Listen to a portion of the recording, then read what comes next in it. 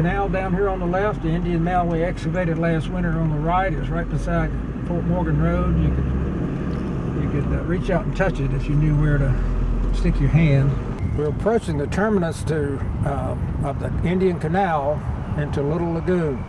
The canal being dug in 566 AD, and it was used for a trade canal or an intercoastal waterway down into the Florida territories, because once you go east in the lagoon, you could get on down into Perdita Bay and on over to Pensacola Bay and on down the coast. We're right adjacent to a 20-foot high Indian mound. It's a large, huge mound for the coastal region. It's different than anything else you'll ever see down here. But it is the burial site of Captain William Wallace, 1794 to 1859.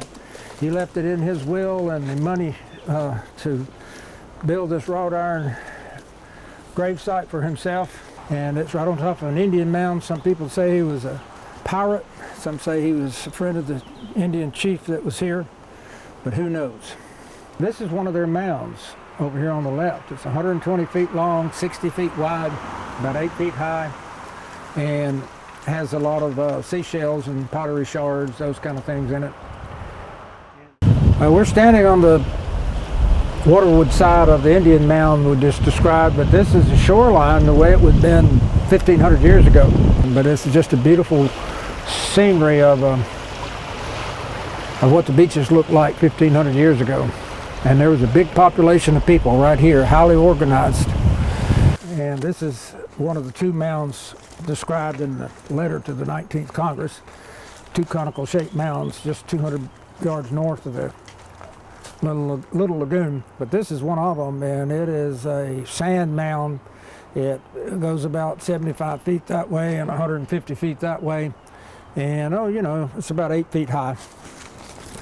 Even though it starts at sea level, they use groundwater to fill the canal with by steering it past springs and ponds and into the good groundwater, high water table. There's a clay base under here holding up the fresh water. This is the berms. Walking up the berm now and down into the canal.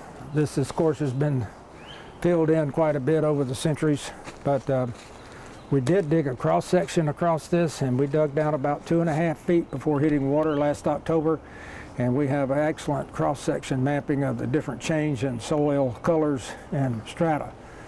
And we have a professor from Florida State University coming in May we're going to redig it, and he's going to take sand samples. Start was taken right here about 4 years ago, and that's what began 3 years ago. That's what began the real excitement here, finding out that it's prehistoric, and I believed it all the time. And I wrote Dr. Walsakoff back the day he sent me the fantastic news about the date. I said, "I told you so. I knew it."